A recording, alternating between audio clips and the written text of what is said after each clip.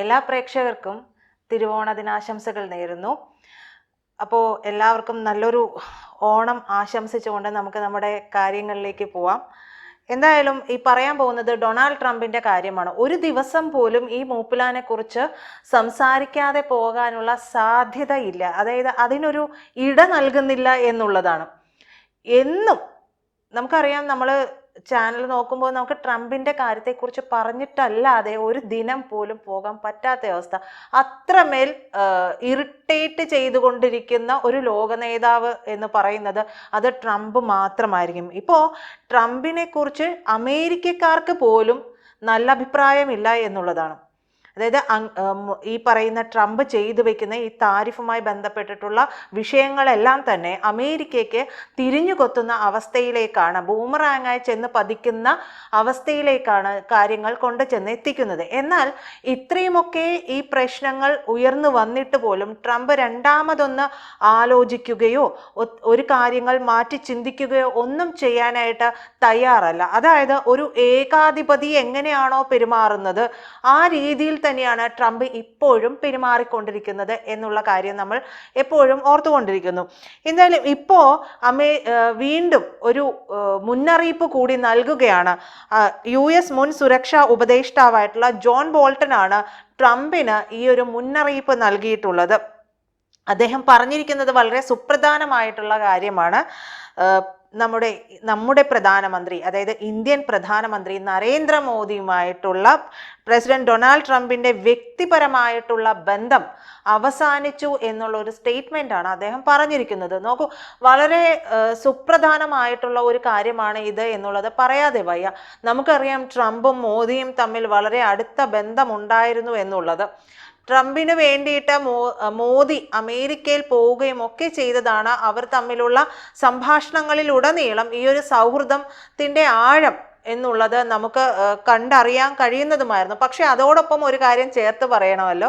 അതായത് മോദി ട്രംപിനോട് കാണിച്ചിട്ടുള്ള കാര്യങ്ങളിലെല്ലാം തന്നെ അതായത് പുടിനോട് മോദി പെരുമാറുന്ന വീഡിയോയും ട്രംപിനോട് മോദി പെരുമാറുന്ന വീഡിയോയും കണ്ടിട്ടുണ്ടെങ്കിൽ നമുക്കറിയാം ഒരു ആം ഡിസ്റ്റൻസ് അത് മോദി ഇട്ടിട്ടുണ്ട്. ഇത്രയും അനുഭവ സമ്പത്തുള്ള ഒരു നേതാവാണ് നമ്മുടെ പ്രധാനമന്ത്രി മോദി. അപ്പോൾ അദ്ദേഹത്തിന് ഒരാളെ കാണുമ്പോൾ, അയാളുടെ ജെസ്റ്റർ കാണുമ്പോഴും അയാളുടെ സംസാരം കേൾക്കുമ്പോഴും ഒക്കെ അദ്ദേഹത്തിന് അറിയാം ഇത് എവിടം വരെയൊക്കെ പോകും.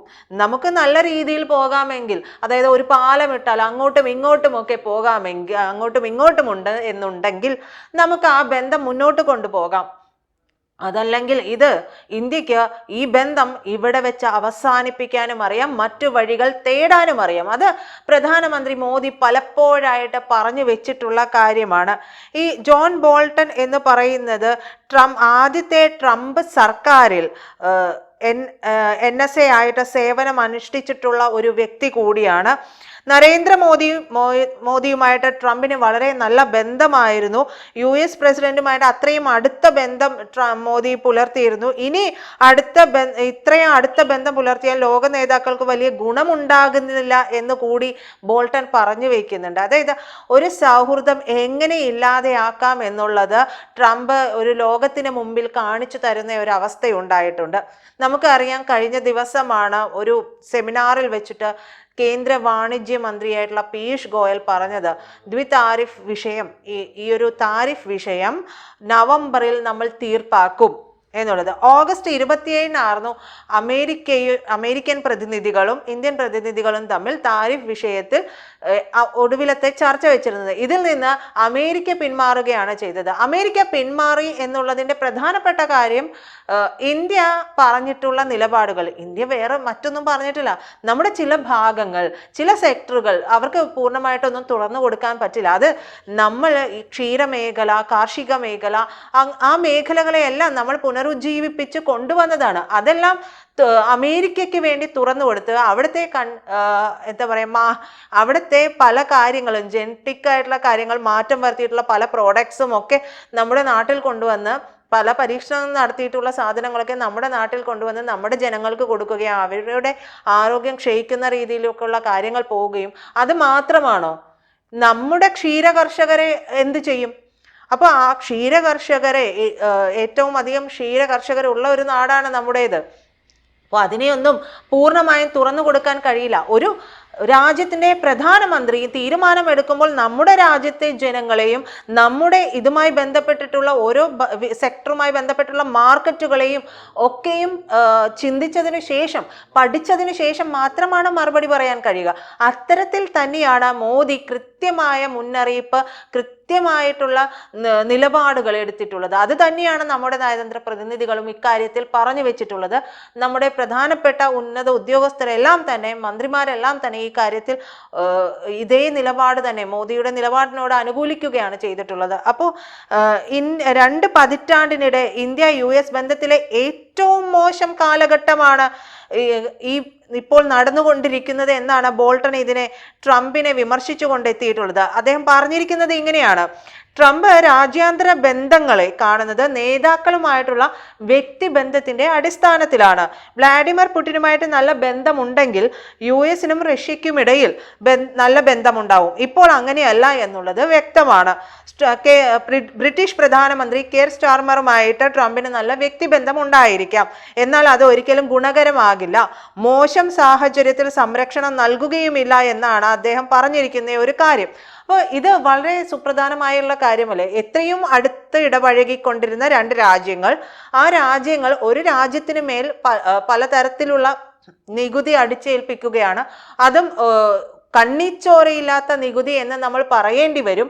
അത്തരത്തിലുള്ള നികുതി അടിച്ചേൽപ്പിച്ചുകൊണ്ടിരിക്കുന്ന ഒരു രാജ്യം, ഈ രാജ്യത്തിന് ഇത്തരത്തിലുള്ള മുന്നറിയിപ്പുകൾ നൽകിയിട്ടും ഈ പ്രധാനമന്ത്രിക്ക് അല്ലെങ്കിൽ ഈ പ്രസിഡന്റിന് എന്തുകൊണ്ട് ഇത് മനസ്സിലാക്കാൻ കഴിയുന്നില്ല എന്നൊരു കാര്യം അവിടെ ചോദ്യചിഹ്നമായിട്ട് നിൽക്കുന്നുണ്ട്. ഇക്കഴിഞ്ഞ ദിവസമാണ് അമേരിക്കൻ വിദേശ നയ വിശകലന വിദഗ്ധനായിട്ടുള്ള എഡ്വേർഡ് പ്രൈസ് പറഞ്ഞത്, പ്രസിഡന്റ് ഡൊണാൾഡ് ട്രംപ് ഇന്ത്യയിൽ ചുമത്തിയിട്ടുള്ള 50% താരിഫ് പിൻവലിച്ച് ഇന്ത്യയോട് മാപ്പ് പറയണമെന്നുള്ളത്.